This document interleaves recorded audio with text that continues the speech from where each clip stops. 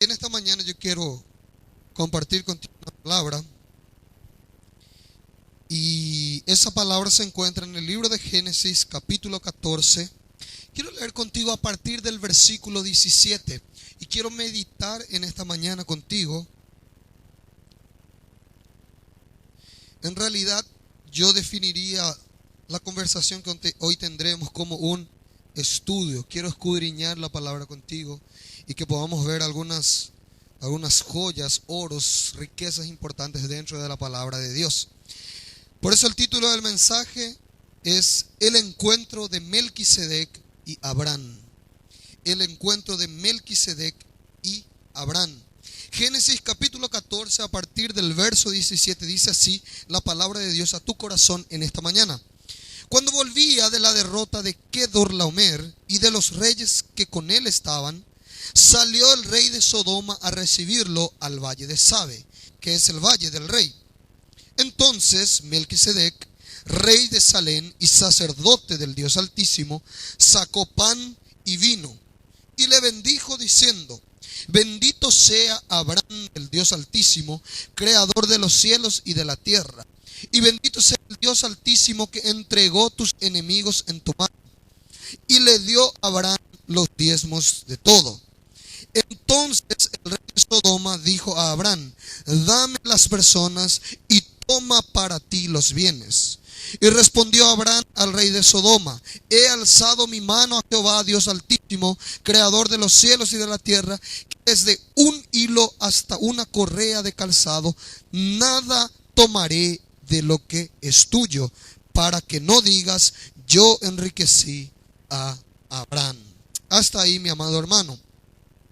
Ese encuentro es uno de los encuentros más poderosos y más importantes que encontramos en la Biblia. Todo lo que está escrito en la palabra de Dios en el Antiguo Testamento tiene un significado espiritual para tu vida y para mi vida. Y este encuentro yo lo catalogaría, le colocaría entre uno de los más poderosos y más importantes de toda la Biblia, porque fue un encuentro que marcó la vida de Abraham, que luego fue Abraham, el padre de la fe. Abraham es el padre de la fe y hoy lo tenemos como un patriarca, como un gran hombre de fe que decidió hacer un pacto con Dios y decidió mostrarnos el camino de cómo vivir con Dios, de cómo caminar con Dios. Y este hombre en esa fecha, en esa ocasión, tuvo un encuentro poderoso con un hombre llamado Melquisedec. Y hoy hablaremos sobre el encuentro de Melquisedec y Abraham. Y antes de este acontecimiento, antes de este encuentro poderoso, la vida de Abraham fue marcada por algunos acontecimientos. La vida de Abraham tuvo algunas características antes de este encuentro poderoso, antes de este relato bíblico.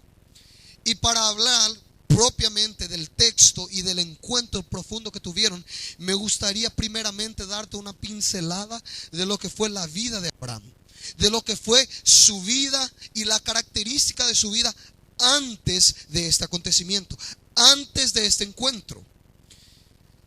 Veamos la vida de Abraham antes de su encuentro con Melquisedec. Abraham era de familia pagana, politeísta. Abraham era un hombre de familia pagana, entiéndase, una familia que no conocía a Dios. Era una familia politeísta, era una familia que tenía varios dioses. Una familia que cultuaba a varios dioses. Tenían el Dios de la fertilidad, el Dios de las aguas, el Dios de la siembra y la cosecha, el Dios del campo, el Dios que daba la lluvia, en fin, varios dioses. Y a cada uno de ellos le construían un pequeño altar. Y al construir el altar se iban, se postraban y le adoraban, sacrificaban animales y le rendían culto de esa manera. Este era Abraham, un hombre que no conocía a Dios, un hombre que pensaba que había un Dios para cada aspecto de la vida. Una familia politeísta. Y en medio de esta situación o en medio de esta realidad, Dios llama a este hombre llamado Abraham. La palabra o el nombre Abraham significa Padre exaltado. Dios llama a este hombre cuando él tenía 75 años de edad. Y Dios llama a este hombre y lo hace de la siguiente manera. Le dice: Abraham, vete de tu casa, de la casa de tu padre, de tu tierra y de tu parentela, a la tierra que yo te mostraré. Ahora, imagínese usted conmigo, mi amado hermano. Abraham era un hombre en cuya cabeza, en cuya memoria, cabían solamente los conceptos de que los dioses tenían una imagen. Y esa imagen no hablaba. Esa imagen no respondía con palabras. Simplemente ellos creían que de acuerdo a la lluvia que daba, a la cosecha que tenía, el Dios estaba respondiendo o no a su oración, a su sacrificio. Ahora imagínese usted este hombre de 75 años de edad, un hombre ya formado en su concepto y pensamiento, ya con conceptos establecidos de la vida. Aparece Dios de la nada y habla con él y le dice: Abraham, sal de tu tierra, sal de la casa de tu padre, sal de tu familia, sal de tu parentela y vete a la tierra que yo te mostraré. Usted puede imaginarse un hombre de 75 años, considerado maduro en sus creencias, en sus convicciones, escuchar la voz de un Dios a quien él no veía, que no tenía la imagen o el retrato o el aspecto de un pedazo de madera, un pedazo de piedra delante del cual le podía postrarse. Era un Dios a quien él no veía, era un Dios que no tenía imagen delante de su concepto. Pero él escuchó una voz que le decía: Abraham, sal de la casa de tu padre, sal de tu tierra, abandona tu país, abandona lo que sembraste durante tus 75 años de historia, abandona el lugar de la infancia en donde te criaste, en donde tenés tantos recuerdos de alegría, de felicidad, en donde construiste tal vez tu casa, tu vida, tu familia, tu empresa. Abandona eso y salí, que yo te mostraré una tierra que no conoces. Dios no le dice: vamos, Abraham, sal de aquí y yo te mostraré, te llevaré a una tierra que fluye leche y miel. Te mostraré o te llevaré a una tierra que se llama Canaán. No, Dios le dice: sal de donde estás y vete a una tierra que yo en el camino te mostraré.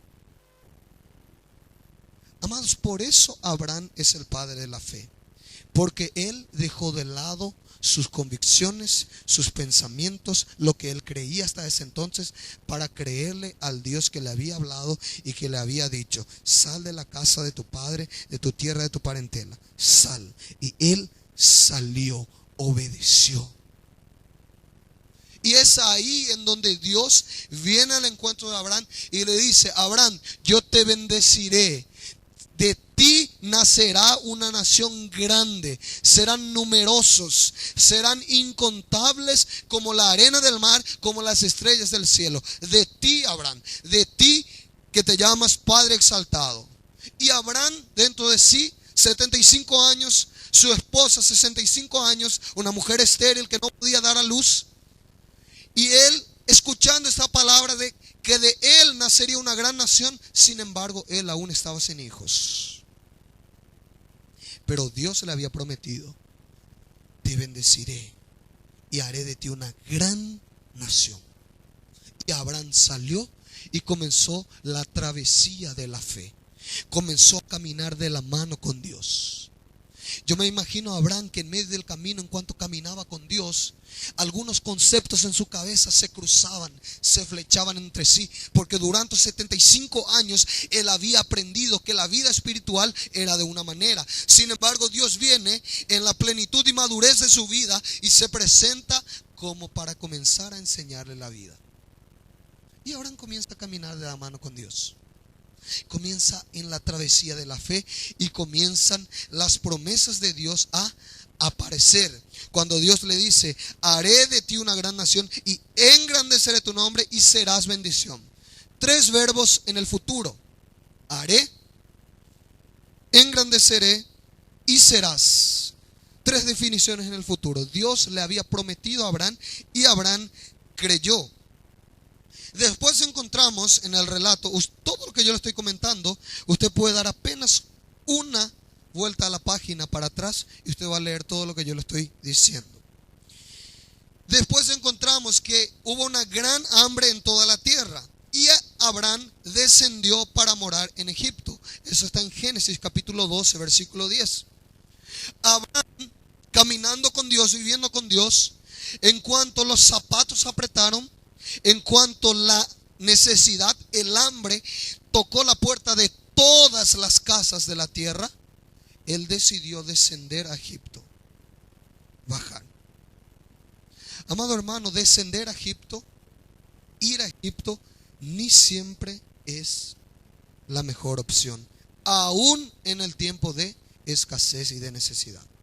Usted sabe que Egipto en la Biblia representa confiar en el mundo, en el sistema del mundo sin Dios, que le da las espaldas a Dios, anticristo, antibiblia. Descender a Egipto ni siempre es la mejor opción. Recuérdese que cuando Noemí, la suegra de Ruth, cuando Noemí y su familia, su esposo y sus hijos percibieron que en Belén, la casa del pan, faltó el pan, había necesidad, ellos descendieron a Moab, y en Moab se le murió el esposo y se le murieron los hijos. ¿Por qué? Porque aún en momentos de necesidad yo debo quedarme en Belén, debo permanecer en Cristo Jesús. Descender a Egipto no es una buena opción. Y este hombre llamado Abraham descendió a Egipto, en donde Dios lo rescata, lo trae nuevamente y lo lleva nuevamente a la tierra que él le mostraría, a la tierra de Canaán, a la tierra de la promesa. Después ya había Abraham salido con su esposa y con su sobrino llamado Lot. Y Dios le había dicho a Abraham primeramente: Abraham, sepárate de tu tierra, de tu parentela, de tu casa, de tu familia, y vete al lugar donde yo te mostraré, porque la historia que escribiré en tu vida es una historia diferente, es algo nuevo, es algo distinto. Y para eso es necesario que te deshagas de lo que formó tu pasado, de aquello que puede retener e impedir que lo nuevo de Dios acontezca en tu vida. Por eso sal de tu parentela. Y Abraham, ¿verdad?, ¿qué hizo?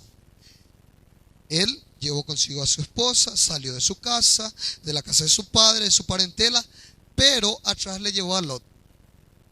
Pero Dios no le había dicho: sal de tu parentela, pero él le llevó a Lot.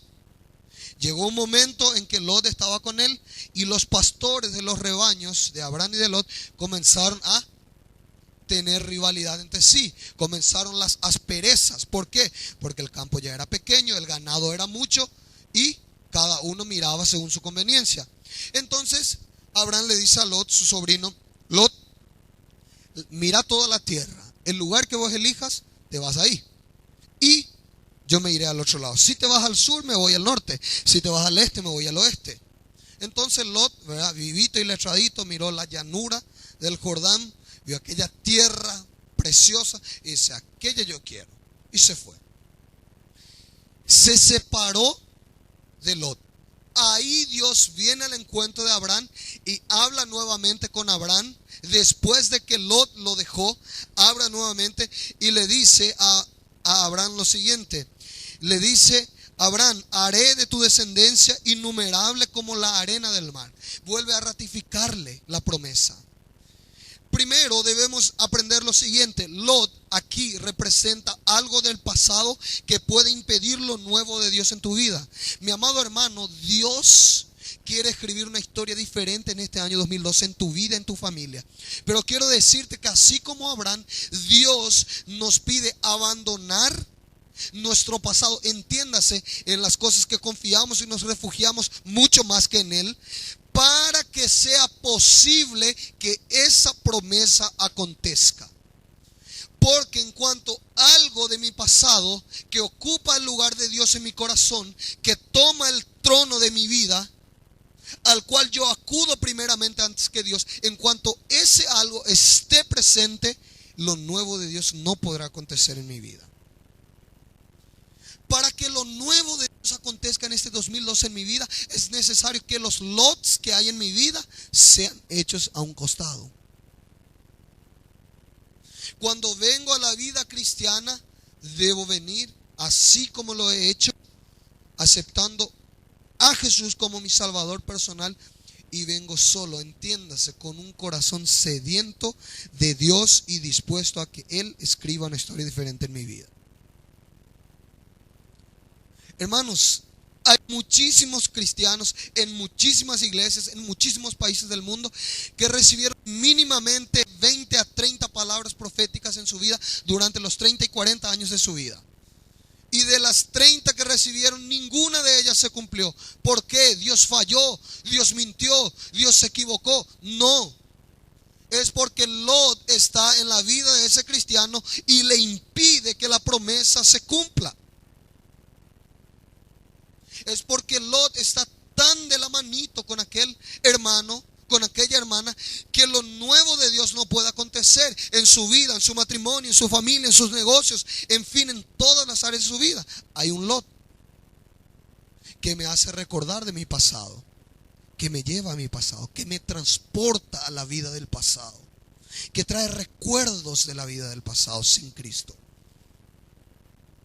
Entonces Dios le dice a Abraham: Abraham, sal de tu parentela. Hermanos, esto es en el sentido espiritual que estamos hablando. En lo natural debes amarle a tu familia, debes cuidarle a tu familia, debes reunirte con tu familia, debes honrar a tu familia, debes apreciar a tu familia, porque tu familia es la que siempre va a estar a tu lado cuando vos los necesitas. Entonces debes hacer eso. Pero esto tiene un sentido espiritual. Esto está hablando de un estilo de vida. Eso está hablando de una vida con Dios. Y para que Dios escriba algo nuevo en mi vida, en mi corazón, es necesario que el pasado se desarraigue de mi corazón. Abraham, después, cuando Lot ya se fue, Abraham escuchó, alguien llegó a su casa, ¿verdad? Usted se da cuenta que los anunciadores, los proclamadores a voces nunca faltaron en la historia de la Biblia y ni ahora en el tiempo actual, ¿verdad? Se fue hasta la casa de Abraham y le dice: Abraham, hubo una guerra ahí en Sodoma y tu sobrino Lot estaba ahí y le llevaron a él todas sus cosas y está preso ahí, cautivo. Está como prisionero. Y Abraham, al escuchar esa noticia, levanta a los 318 criados de su casa, personas, hombres fuertes, valientes y lindos, así como yo y como usted también, y los lleva para la guerra. Los lleva para la guerra. ¿Y qué acontece? Abraham se va con sus 318 soldados y vence al ejército enemigo y recupera a Lot, a sus bienes, a las mujeres que estaban ahí, a los hombres que estaban ahí, los bienes de aquella ciudad de Sodoma que había perdido la guerra, que había perdido su gente, que había perdido sus bienes. Abraham se va y retira y recupera todo. Y ahí Abraham, con una gran victoria, él emprende de regreso a Sodoma. ¿Para qué? Para devolver a esa gente a su tierra, para devolver los bienes. Entonces Abraham se va caminando, victoria, cantando gloria a Dios, aleluya, dando un grito de júbilo por el camino. Vuelve a Sodoma para entregar a los presos y a entregar los bienes que se había robado. Y es ahí en donde comienza nuestro mensaje. Es ahí en donde acontece lo que hemos leído. Es ahí, en medio de ese trueno, de ese sonido de trompeta victorioso, aleluyante, glorificante a Dios, es en donde aparece en escena, primeramente, veamos aquí en el texto, primeramente en el versículo 17, cuando volvía de la derrota de Kedorlaomer y de los reyes que con él estaban, salió el rey de Sodoma a recibirlo al valle de Sabe, que es el valle del rey. Abraham estaba volviendo con una gran victoria y ahí sale al encuentro el rey de Sodoma, a su encuentro. La ciudad de Sodoma era una ciudad totalmente pecaminosa y baja en su moralidad, principalmente en el área sexual. Era una ciudad envolvida en el pecado. Por eso Dios destruyó aquella ciudad. Y por eso la Biblia utiliza la figura de Sodoma como una figura de pecado, de envolvido en el pecado, vivir una vida envuelta en el pecado. Y este rey de esta ciudad sale al encuentro de Abraham, sale a la entrada de la ciudad, al valle de Sabe, para recibir a Abraham, para recibir la victoria. Y ahí la historia es interrumpida poderosamente. Ahí aparece la figura de Melquisedec, que interrumpe esa agenda, que interrumpe esa reunión. En cuanto al rey de Sodoma, el rey de una ciudad pecaminosa, de una ciudad corrupta, de una ciudad sin Dios, sin principios bíblicos, sin Dios totalmente en todas las áreas de la sociedad, cuando sale a recibir, ahí es como que Melquisedec sale al encuentro de Abraham y cancela la reunión del rey de Sodoma con Abraham. Ahí sale al encuentro de Melquisedec. Y sale al encuentro de Melquisedec. La Biblia dice en el versículo 18, entonces Melquisedec, rey de Salem y sacerdote del Dios Altísimo, sacó pan y vino. Entonces, la palabra entonces significa que se interrumpió. En cuanto ya estaba todo listo para el encuentro del rey de Sodoma con Abraham, este fue a buscarle. Hubo una interrupción celestial, una interrupción divina, y apareció Melquisedec para intervenir. Ahora, ¿quiénes eran esas dos personas? ¿Quiénes eran Abraham y Melquisedec? Abraham, ya lo vimos, es el padre de la fe. Ahora, ¿quién es Melquisedec? Melquisedec, según la palabra, según lo que hemos leído aquí, era rey de Salem y sacerdote del Dios Altísimo. La palabra Salem en el idioma original, la palabra hebrea que significa paz, era el rey de paz. Y sacerdote del Dios Altísimo. La palabra Dios Altísimo es la palabra Elohim, la palabra con la cual se indicaba el nombre de Dios en el Antiguo Testamento. Este hombre Melquisedec era sacerdote del Dios Altísimo y era rey de Salem. Aquí es importante que usted y yo entendamos lo siguiente, mi amado hermano. La figura de Melquisedec es una figura profética en la Biblia que simboliza y que representa el propósito eterno de Dios. ¿Cuál es ese propósito?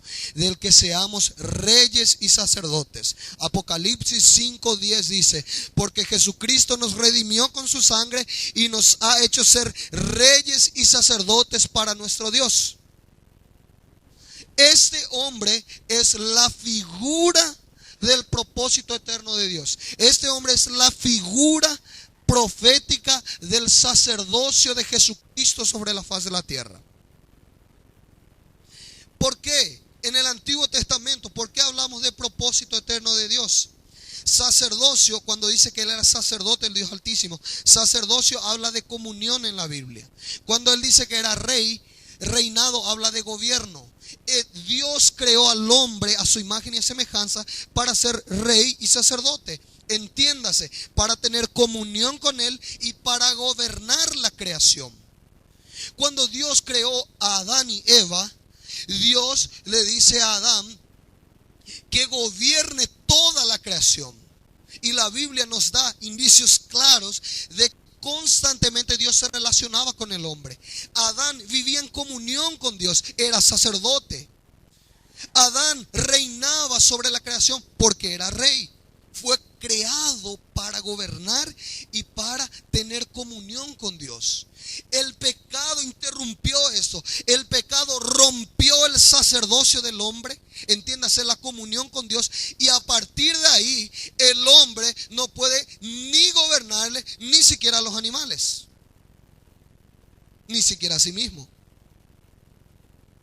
Pero el hombre fue creado para gobernar la creación. Ahora todo se invirtió por causa del pecado. El hombre no se gobierna a sí mismo, no gobierna lo que tiene, no sabe gobernar lo que tiene y quiere gobernarle a su prójimo. Todo al revés, por causa del pecado. Ahora se invirtió. Dios le dijo, gobernarás sobre la creación, sobre tu vida y la creación, no de la de tu prójimo. Después del pecado, el hombre gobierna cualquier otra cosa menos la creación. Y principalmente quiere gobernar la vida de su semejante.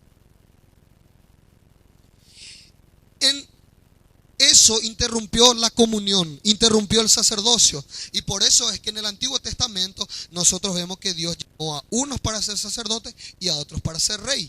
El sacerdote no podía entremeterse en las cosas del rey, el rey no podía entremeterse en las cosas del sacerdote. El sacerdote no podía, entiéndase, en el Antiguo Testamento ir y decir, yo ordeno que el pueblo pague este impuesto. No podía hacerlo. El rey podía hacerlo. El rey no podía ir y decir: yo vengo a ofrecer este sacrificio en favor del pueblo. No podía hacerlo. El sacerdote debía ser sacerdote, el rey debía ser rey. Pero esto no es así originalmente. Esto fue producto del pecado y Dios fue restaurando la función y la vida del hombre con el correr del tiempo. Fue mostrándonos proféticamente y minuciosamente el proyecto original, que era de que seamos reyes y sacerdotes, los dos juntos a la vez. De que tengamos comunión con Él y basado en una comunión profunda podamos gobernar lo que Él nos dé para gobernar. Que pueda fructificar las cosas en nuestras manos. Que podamos gobernar la creación. Que podamos gobernar la naturaleza. Dios sopló en el hombre aliento de vida.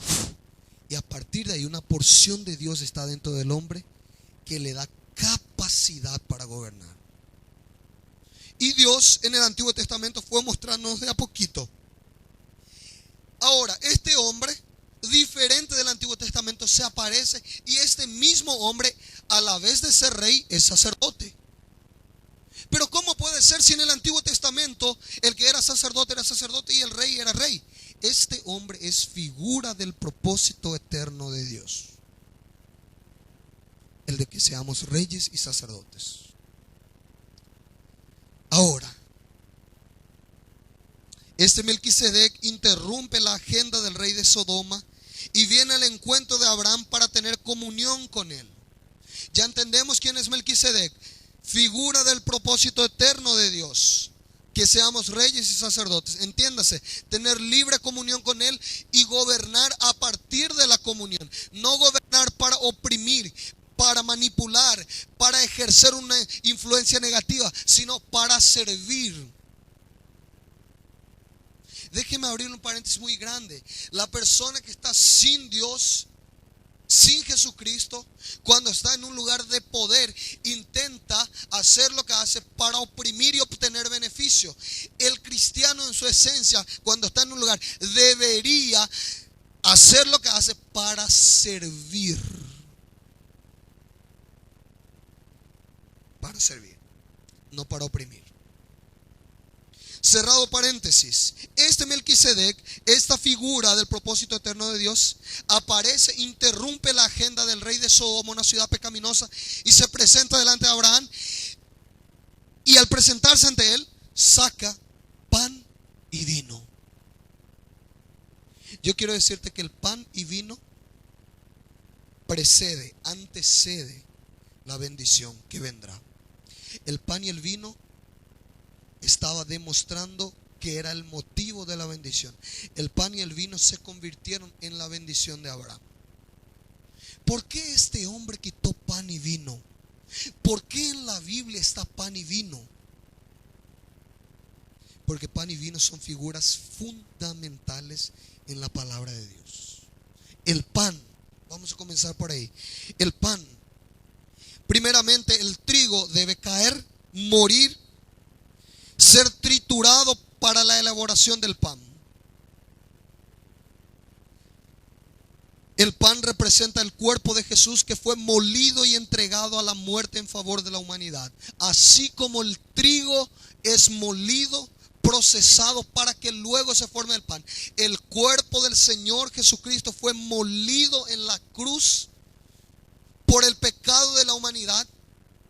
Y por esto Jesús dice: yo soy el pan de vida. Yo soy el pan de vida que descendió del cielo. Porque su cuerpo fue molido en la cruz.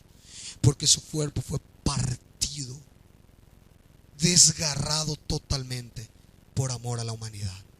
El vino. Las uvas deben ser pisadas, exprimidas al máximo para la elaboración del vino. El vino representa la sangre de Jesús que derramada en favor de todos nosotros nos da la libertad de tener comunión con Dios. Jesús fue totalmente exprimido y derramó toda su sangre en favor de la humanidad. Cuando Jesús, en el momento más significativo con sus discípulos, antes de ir a la cruz, se sienta en la mesa de la última cena, Jesús dice: cada vez que comiereis el pan, recuérdense que representa mi cuerpo. Cada vez que tomen el vino, recuérdense que representa mi sangre, que será exprimida hasta la última gota en favor de la humanidad. Amado hermano, Melquisedec se sentó con Abraham, y la comunión de este hombre solo fue posible con el padre de la fe por causa del pan y el vino. Y aquí radica una importante verdad espiritual, mi amado hermano. La comunión con Dios, la comunión con el Padre Celestial, tu caminar con Dios, que Dios forme parte de tu vida, no depende si vos simplemente lo querés o no. No depende si vos sos bueno o no. Si vos sos un tipo o una mujer moralista, que tiene una buena moral, que tiene una buena conducta. No depende de eso, no, señores. Depende del cuerpo de Cristo y depende de la sangre de Cristo, que fue partido y molido para que usted y yo podamos acceder al Padre. No hay otra manera, mi amado hermano. No hay otra manera. No es porque sea pastor, no es porque ore, no es porque lea la Biblia, no es porque me comporte bien, no es porque respete a mi esposa o mi esposo. No, señores, es por causa de la sangre de Cristo. Si no tuviese su cuerpo y su sangre, no sería posible llegar delante de Dios. No sería posible. No sería posible. Mis amados hermanos, todas las religiones y sectas que existen en el mundo enfocan la obra del hombre. Hay que hacer esto para merecer el cielo. Hay que hacer lo otro para merecer y alcanzar eso. Hay gente que se pasa donando su plata, su dinero, ayuda a los pobres y a los enfermos porque piensa que se está ganando el cielo así. No estoy en contra de esa actitud. Deberíamos hacerlo, deberíamos ayudar, pero no es eso que nos llevará al cielo. Lo que nos llevará al cielo se llama el camino, la verdad y la vida. Nadie va al Padre sino por Jesucristo, porque Él entregó su vida por nosotros. Se da cuenta que Melquisedec se sentó con el Padre de la fe, y la comunión fue solamente posible porque había pan y había vino. Porque estaba representando que la comunión solamente es posible por causa de la sangre de Jesús. La Biblia dice: en otro tiempo vosotros, todos nosotros, estábamos sin Dios, sin Cristo, pero dice, estábamos lejos de Dios. Y dice la Biblia: pero la sangre de Jesús nos ha hecho cercanos a Dios. La sangre del Cordero nos trajo y nos aproximó, porque es una sangre perfecta, sin pecado, que fue derramado por amor, por ti y por mí. Mi amado hermano, Dios mira a la humanidad y atiende y acepta a la humanidad con un anteojo llamado Cristo Jesús. Y a partir de ahí te ves santo, justificado, limpiado, con un propósito eterno en tu vida. Eso se llama Cristo Jesús. El relato bíblico no está simplemente ahí para llenar un espacio. Está para indicarnos de que la comunión solo fue posible por causa del pan y del vino. El pan y el vino permitieron la comunión entre Melquisedec y Abraham. Solo por Jesús podemos tener comunión con el Padre. Es el camino, la verdad y la vida. Es por su sangre. La Biblia dice: no hay otro nombre bajo el cielo que ha sido dado a los hombres en el cual podamos ser salvos. Solamente Jesucristo. ¿Qué quiero decirte, mi amado hermano? Yo no quiero decirte que el ser moralista, el ser bueno, el ser buena conducta, respetar a tu esposa, a tu esposo, esté mal. No, debes hacerlo y cada vez mejor. Pero lo que quiero decirte es que para caminar con Dios se comienza aceptando el sacrificio de Jesucristo en la cruz. Todo lo que hagas o dejes de hacer tiene valor o no a partir de la aceptación del pan y del vino. Entiéndase, del sacrificio perfecto de Cristo en la cruz. Solamente, mi amado hermano, solamente.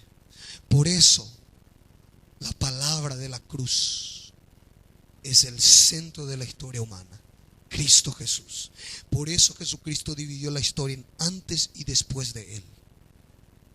Porque Cristo es el centro de la humanidad. La Biblia dice que en la plenitud plenitud de los tiempos, Dios envió a su Hijo Jesucristo para morir por nosotros. En la plenitud de los tiempos significa en lo más alto de la montaña, del monte, porque su sangre se derrama a este lado y se derrama a este lado. Alcanza toda la humanidad, Antiguo y Nuevo Testamento, todo. Cristo Jesús es el centro de la humanidad. Y continúa nuestro relato. Melquisedec se sentó solamente porque había pan y vino. Pan y vino era el motivo de la comunión. Y después en el versículo 19, y le bendijo diciendo: bendito sea Abraham del Dios Altísimo, creador de los cielos y de la tierra, y bendito sea el Dios Altísimo que entregó tus enemigos en tu mano. Mi amado hermano, la bendición de este hombre, de este sacerdote llamado Melquisedec, a Abraham consistió en lo siguiente: bendito sea Abraham del Dios Altísimo. La bendición era que el padre de la fe era de Dios, completamente de Dios, y Dios era completamente de Abraham. Había un pacto establecido con él, y la bendición que imparte Melquisedec sobre tu vida era lo siguiente: Abraham, bendito eres porque tu vida pertenece a Dios y Dios es tuyo. Eso estaba diciendo. Mi amado hermano, la bendición de Melquisedec, el sacerdocio, después de partir el pan, de tomar el vino, de aceptar proféticamente el cuerpo y la sangre de Jesucristo, ahí la Biblia dice que como nosotros somos tres, así como nosotros somos cuerpo, alma y espíritu, completamente nuestro ser, eso pasa a pertenecer a Dios. Pasamos a ser completamente de Él. ¿Por qué? Porque aceptamos el sacrificio de la cruz. Y ahí, en cuanto aparecen los problemas, en cuanto aparecen las dificultades, en cuanto aparecen las enfermedades, Dios te dice: yo soy tuyo, así como tu vida es completamente mía. Yo soy tu escudo, como le dijo Abraham. Yo soy tu proveedor. Yo soy tu sanador. Yo soy el que te da la victoria. Yo soy el que te bendigo. Era eso lo que le estaba diciendo. Abraham era de Dios y Dios era de Abraham. Dice: y bendito sea el Dios Altísimo que entregó tus enemigos en tu mano. La victoria de Abraham sobre Kedorlaomer y los reyes solamente fue posible cuando se partió el pan, cuando se dio el vino y cuando Dios entregó la bendición a Abraham. La victoria que él estaba viniendo chocho, bombeante, con trompetas, diciendo: con mis 318 criados y recogimos y retiramos las personas, voy a devolverlos. Solamente fue posible porque Dios había entregado en sus manos sus enemigos. Déjeme decirte algo aquí, otro principio. La victoria sobre el pecado, la victoria sobre la pornografía, la victoria sobre la mentira, la victoria sobre la manipulación, la victoria sobre la falta de santidad e integridad, la victoria sobre la deshonestidad, la victoria sobre la vida impía, solamente será posible cuando Dios te lo entregue en tus manos. ¿Y cómo se da eso? A través del cuerpo y de la sangre de Cristo Jesús. Hay gente que dice: pero yo he luchado tanto y es más fuerte que yo. Y cayó nuevamente. Porque intenta con su humanidad, intenta con su fuerza, intenta con su intelecto. Mi hermano, lleve su vida cristiana a los pies de la cruz. No es por cuán bueno y santo sea usted, es por cuánto el santo, el todopoderoso, puede fortalecerle en el momento de tentación. Y usted ahí en él puede ser fuerte. Lleve su vida cristiana a la cruz. Lleve su vida cristiana a los pies de Cristo. Él entregará a tus enemigos en tu mano. Él te hará ser vencedor. Él te hará ser victorioso. La concentración no está en tu vida ni en la mía. Está en la obra de la cruz. Está en Cristo Jesús. La Biblia dice: y por Él y para Él fueron hechas todas las cosas. Él es la razón de nuestro vivir, mi amado hermano. Y Cristo Jesús, si llegas a sus pies, Él entregará a tus enemigos en tu mano. Si usted puede imaginar muchos enemigos, tal vez usted me dice: hoy mi enemigo se llama enfermedad, hoy mi enemigo se llama deuda, hoy mi enemigo se llama mentira, hoy mi enemigo se llama una tentación, hoy mi enemigo se llama internet. Hoy mi enemigo se llama como quiera usted. Yo quiero decirle que en cuanto usted permanece luchando sus fuerzas, lastimosamente el resultado será el mismo: derrota. En cuanto usted entiende que la victoria solo puede venir de la cruz, porque ya aconteció 2000 años atrás, ahí su vida, su batalla comenzará a tener una V enorme de victoria, de gran victoria. Solamente en la cruz, solamente en la cruz. Melquisedec tuvo comunión con Abraham, luego lo bendijo, y cuando Abraham entendió esa bendición, Abraham entendió qué bendición, que él era de Dios. Había sido yo soy de Dios. Había sido Dios no me quiere solamente un día en la semana o cada vez que hay reunión en la iglesia. Había sido Dios me quiere completamente para Él. Había sido Dios no es una religión. Había sido Dios no es un grupo de personas que se reúnen con un conjunto de reglas. No, Dios es mi Señor, mi Creador, y quiere mi vida completamente para Él. Abraham entendió eso. Abraham entendió que su vida cristiana iba mucho más allá de sentarse un domingo en un culto. Abraham entendió que su vida entera pertenecía a Dios, y todo lo que él hiciese o dejarse de hacer afectaría el corazón de su Creador. Él era completamente de Dios. Bendito sea Abraham del Dios Altísimo. Y después él entendió que la victoria obtenida había sido dada por Dios. El ser de Dios lo hacía más que vencedor. El ser de Dios. Y es aquí, mi amado hermano. Es aquí. Esa historia es riquísima, preciosa y poderosa. Podríamos continuar ministrando varios domingos. Es aquí en donde dice: y bendito sea el Dios Altísimo que entregó tus enemigos en tu mano. Y le dio a Abraham los diezmos de todo. Ahí nació los diezmos. Ahí nació el principio espiritual. Ahí nació. Ahí fue por primera vez mencionado en la Biblia. No fue una cosa de la ley. El diezmo no pertenece a la ley. Porque la ley, estamos en el tiempo de la gracia. Fue un principio espiritual no impuesto, no colocado, no como requisito para ser bendecido, no. Fue un principio espiritual que nació en el corazón de Abraham cuando él entendió la bendición de que él era completamente de Dios. La fuente de su vida era Dios. Y cuando él entendió que la victoria que él acababa de obtener había sido dada por Dios, ahí él, de libre y espontánea decisión, decidió dar a Melquisedec los diezmos de todo. Mi hermano, yo estoy seguro que este tema muy pocas veces tal vez es predicado en las iglesias. Porque hay gente que tiene, por no conocer la Biblia, y cristianos por no conocer la Biblia, que no entendemos ese principio. Y decimos: el diezmo de la ley, no, el diezmo es para enriquecer al pastor, no, el diezmo es para que se robe, no, el diezmo es para esto. Mi amado hermano, el diezmo nació en un tiempo de victoria que precedió o que sucedió a la guerra. Abraham había entendido que Dios le había bendecido, que su vida era de Dios, y él decidió dar a Dios. No para comprar su favor, no para ser bendecido, no para ser amigo del sacerdote Melquisedec, sino porque reconoció que Dios era la fuente de su vida. Y él decidió: voy a dar a Dios esto, porque a partir de hoy yo establezco que Dios es el dador de mi vida. Y aún te digo más, mi amado hermano, el texto es muy claro. Dice lo siguiente: y respondió, después del versículo 21, entonces, el segundo es entonces del texto. Entonces el rey de Sodoma dijo a Abraham: dame las personas y toma para ti los bienes.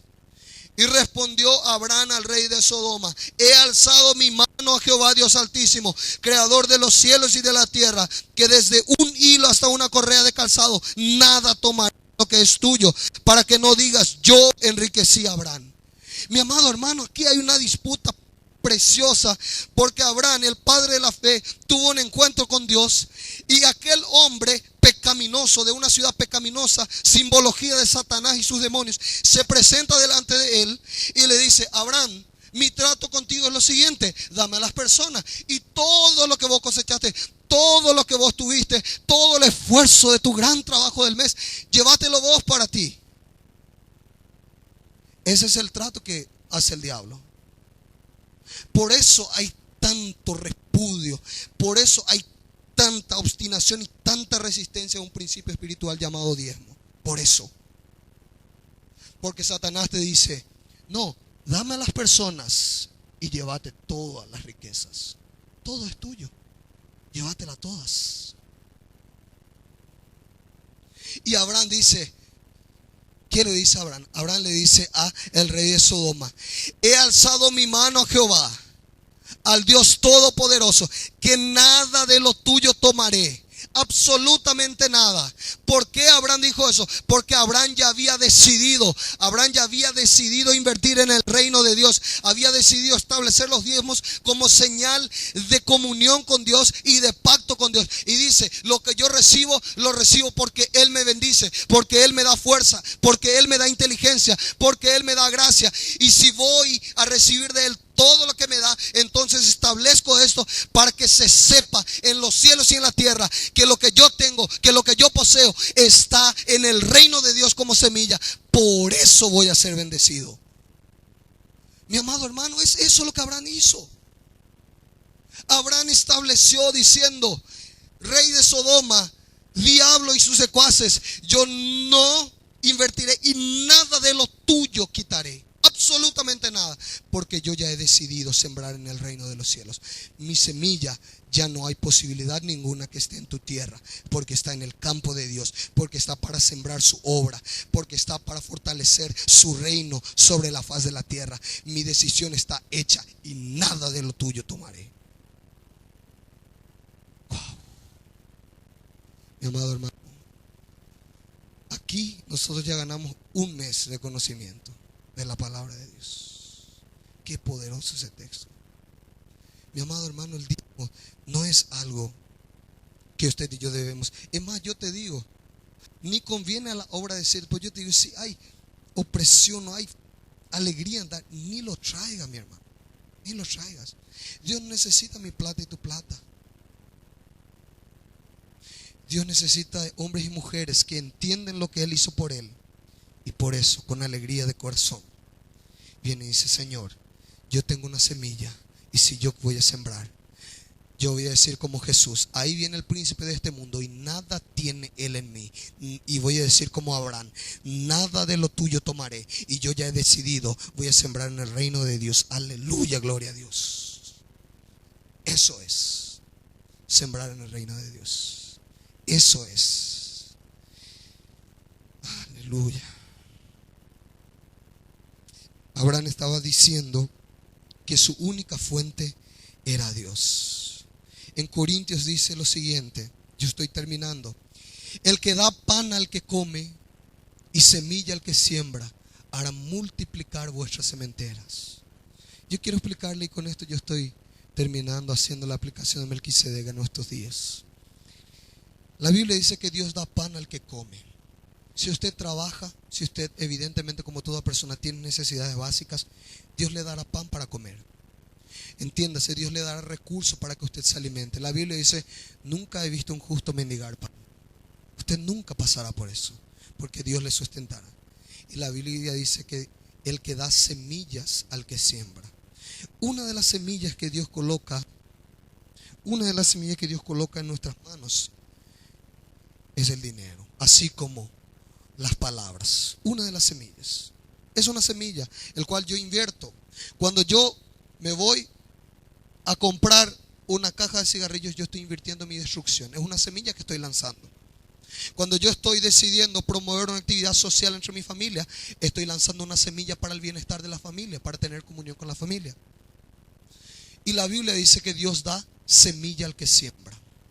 Cuando yo llevo el alfolí a la casa de Dios y siembro, yo lo estoy haciendo para su reino y porque entiendo lo que es mi vida. ¿Y sabe qué, mi hermano? Dios solo hará multiplicar la sementera a aquel que siembra. A veces no nos falta para comer, pero a veces no pasamos de ahí. ¿Sabe por qué? Porque todas las semillas que tenemos no lo hemos invertido en Dios y en su reino. No lo hemos hecho así. Entonces, siempre terminamos en el apenas y nunca sobra para hacer. ¿Sabe por qué? Porque estamos comiendo las semillas. Y Dios solo multiplicará las semillas a aquel que las usa. Mi amado hermano, es un principio bíblico. Como yo le he dicho, no sé si en otro lugar o en otras iglesias o en varias iglesias se puede enseñar de esa manera. Pero yo quiero decirte, mi amado hermano, que la palabra de Dios es así. La palabra de Dios nos muestra principios espirituales. Y cuando lo activamos, nosotros estamos viviendo en comunión con Dios. Y como te lo dije, no lo hacemos para alcanzar su favor, para ser más bendecidos, no. Lo hacemos porque somos bendecidos y porque ya hemos alcanzado su poder. Y yo termino, te invito a que abras conmigo Hebreos, la epístola a los Hebreos, capítulo 4. Dice así a partir de su versículo 14. Por tanto, teniendo un gran sumo sacerdote que traspasó los cielos, Jesús, el Hijo de Dios, retengamos nuestra profesión. Porque no tenemos un sumo sacerdote que no pueda compadecerse de nuestras debilidades, sino uno que fue tentado en todo según nuestra semejanza, pero sin pecado. Acerquémonos pues confiadamente al trono de la gracia para alcanzar misericordia y hallar gracia para el oportuno socorro. Versículo 5 del capítulo 5. Así tampoco Cristo se glorificó a sí mismo haciéndose sumo sacerdote, sino el que le dijo: tú eres mi hijo, yo te he engendrado hoy. Como también dice en otro lugar de Cristo: tú eres sacerdote para siempre, según el orden de Melquisedec. Amén. Mi amado hermano, Jesucristo es un sacerdote, sumo sacerdote, según el orden de Melquisedec. Nunca Él pasará. Y la promesa fue hecha, que cuando nos acercamos al trono de gracia, vamos a encontrar gracia y oportuno socorro para las tentaciones que tengamos, para las pruebas que tengamos. Dios, mi amado hermano, en ese texto poderoso nos revela algo muy importante. Primero quiero que te recuerdes, que salgas con una enseñanza aquí, que la comunión solamente es posible por causa del pan y del vino, por causa del cuerpo y de la sangre de Cristo Jesús.